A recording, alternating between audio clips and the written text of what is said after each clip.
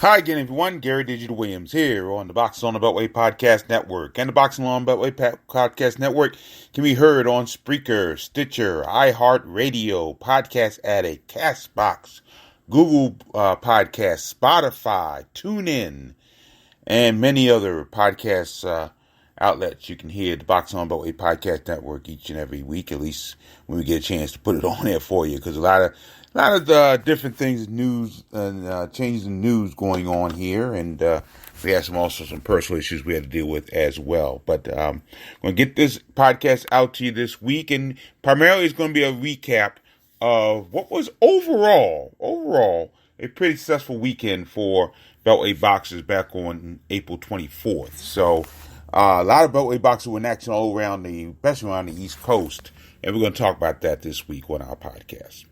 The Boxing on Beltway Podcast Network is brought to you as always by Real-Time Pain Relief. From boxers to ballerinas, for shoulder pain and muscle strain, everything in between, Boxing on the Beltway recommends Real-Time Pain Relief, the natural, plant-based, safe, fast, and effective ointment.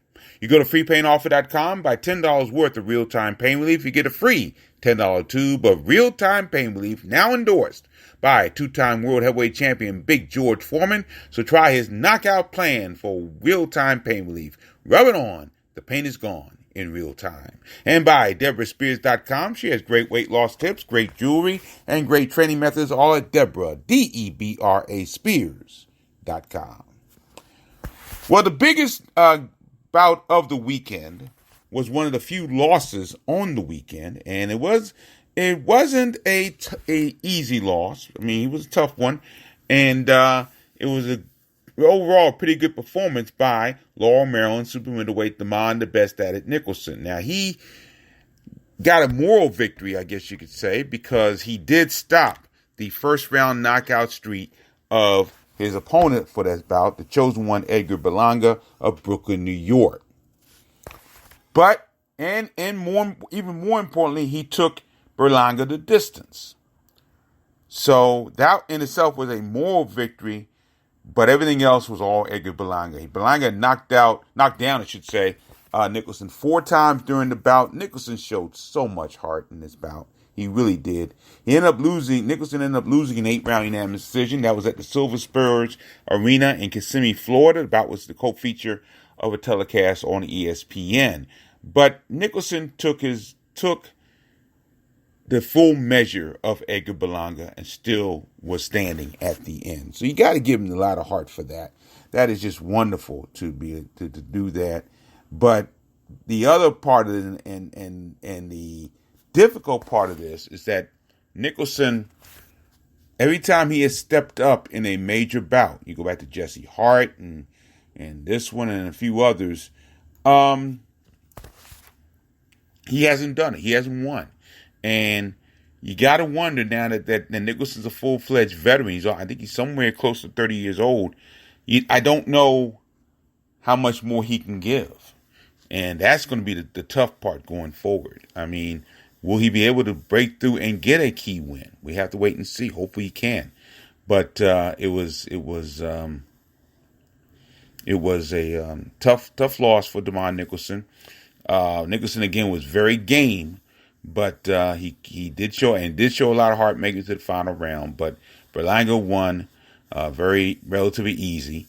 And Nicholson is now 23-4-1, 20 KOs. Berlanga is 17-0. He remains undefeated with 16 KOs. So again, Nicholson stopped the streak and went the distance, but Berlanga still got the win. Now, interesting situation in Philadelphia, Pennsylvania at the 2300 Arena. Jetta Promotions ventured outside the Beltway area, I think for the first time. I believe it was for the first time. And he came in with not one, but 2 boxing cards, 2 separate boxing cards. It was an afternoon and an evening session. And both of them got sellout crowds in Philadelphia. Well done for Tony and Kristen Jeter. Fantastic. So let's look over, and because they are Jetta Promotions, and they are our local promotion primarily, we're going to talk about the entire cards that took place, including the boxers who weren't from the Beltway on the card. Now, the Beltway boxers that did appear on the evening section included Baltimore, Maryland featherweight Brandon the Hitter Chambers. And he scored a third-round stoppage over Jonathan Gray of Waldorf, Maryland. Now, Brandon Chambers, along with Tony Jetta, are both police officers in the city of Baltimore. Chambers, in this bout, landed a solid straight right hand, put Gray down to the canvas in the third round, and then Gray beat the count, but he could not continue the bout. And the bout was stopped at 1:20 of the third. Chambers remains undefeated. He's 4-0 with 1 draw and 2 KOs. Gray is 0-2. Also on that card, Owings Mills, Maryland heavyweight Colby Madison. He knocked out Antoine Tubbs of Cincinnati, Ohio in the second round. Madison dropped Tubbs in the second with a right hand that stopped the contest immediately at 1:57 of the round. Madison is now 9-2-2, 6 KOs, while Tubbs dropped to 5-15 with 2 KOs. So Colby Mad Dog Madison looks like he's on his way back a little bit. He struggled at times and hasn't fought the way he should, but he should be he may be on his way back at this point.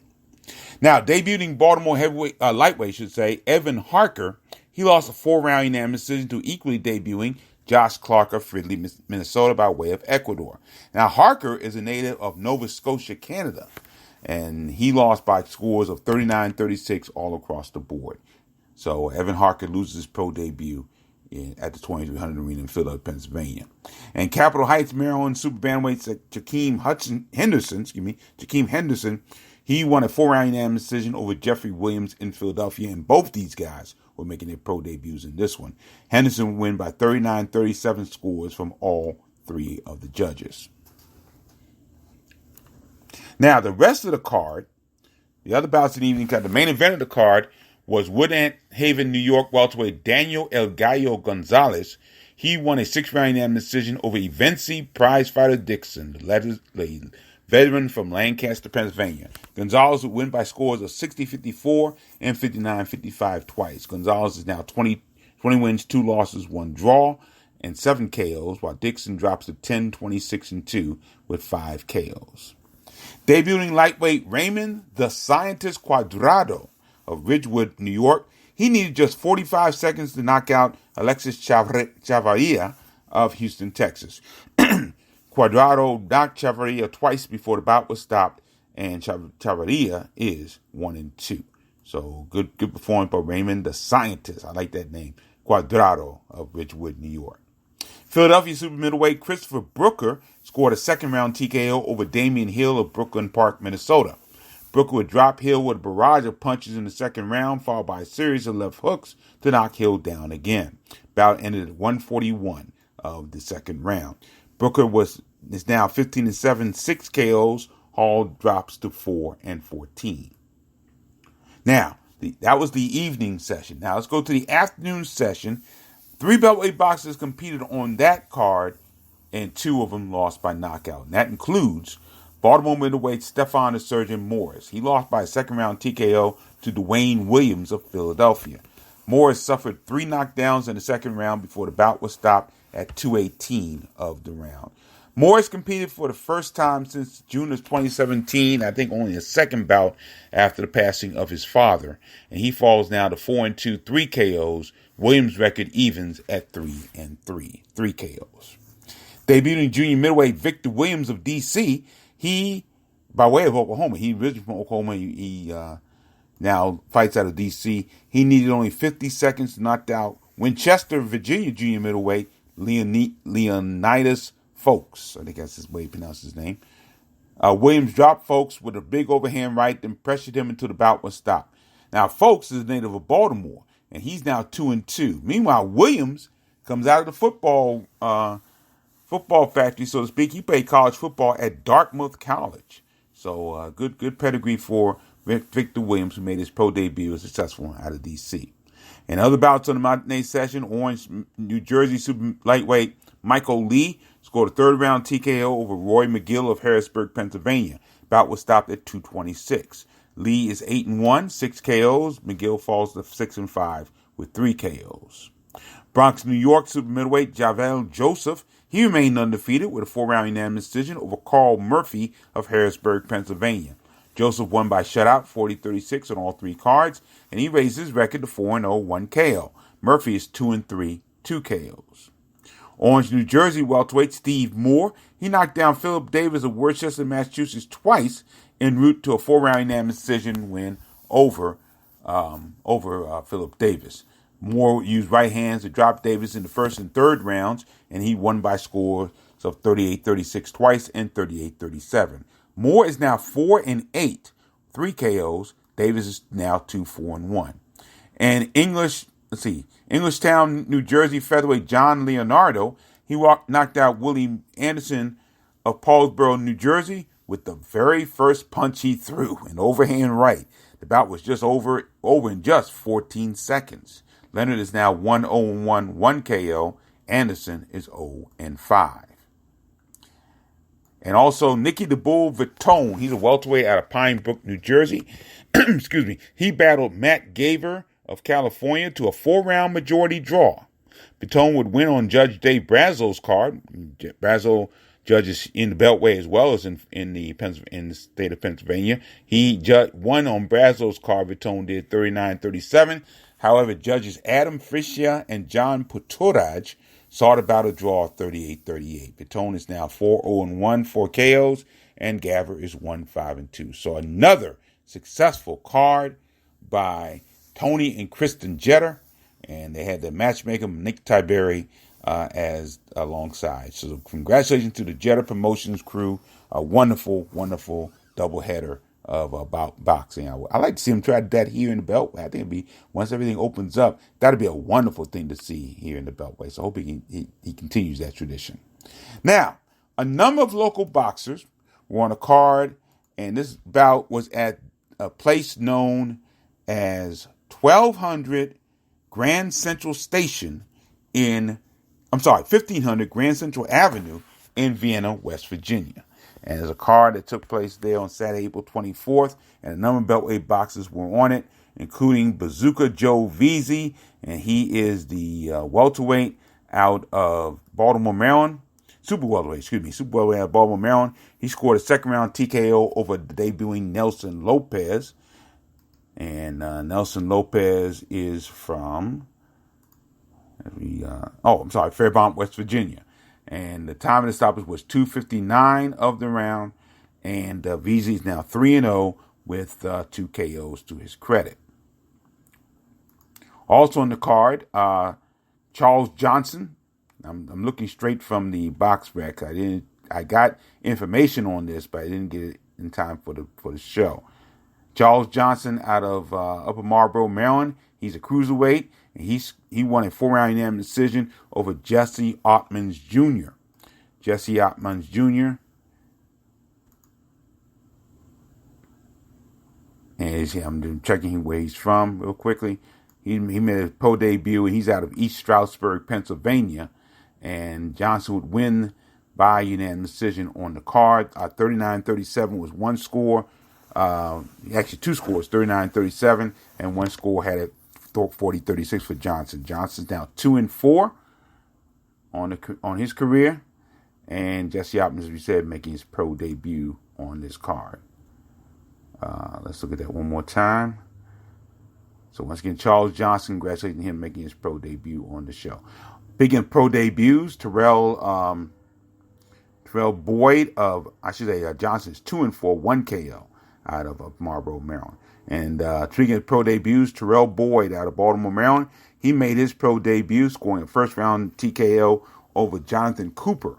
Jonathan Cooper lost by first-round TKO. The time of the knockout was 1:37 of the first round. So Terrell Boyd, who fought very well during the Golden Gloves throughout his amateur career, did an outstanding job and knocked out Jonathan Cooper. Jonathan Cooper is from Dunbar, West Virginia. He's now 0-4. And also on the card, Linwood Mr. Composer Dozier out of Maryland. Linwood Dozier lost by second round TKO to Keontae Irving, undefeated Keontae Irving out of Pennsylvania. And Irving fought a very good fight, and he knocked out Linwood Dozier at 2:59 of the second round. Keontae Irving, now 9-0, all 9 of his wins by knockout. He's out of Beaver Falls, Pennsylvania. Linwood, Mystic Composure Dozier is now 10-26-3 on his career. And he has 8 KOs to his credit. So good performances overall. I mean, again, Linwood Dozier is a veteran. I mean, he's a gatekeeper right now. And one of those guys you got to get by in order to do a better job in your career. And Keontae Irving obviously did that.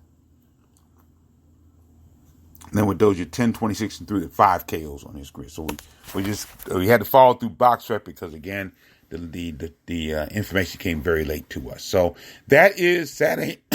Excuse me. That is Saturday, April 24th. Again, a very busy Saturday, I should say, for Beltway Boxers this past week. Now we're going to give you the May schedule next podcast. A couple people on the May schedule, including Donnell Poe, who's making his pro debut, another graduate of the Golden Gloves. He's coming up.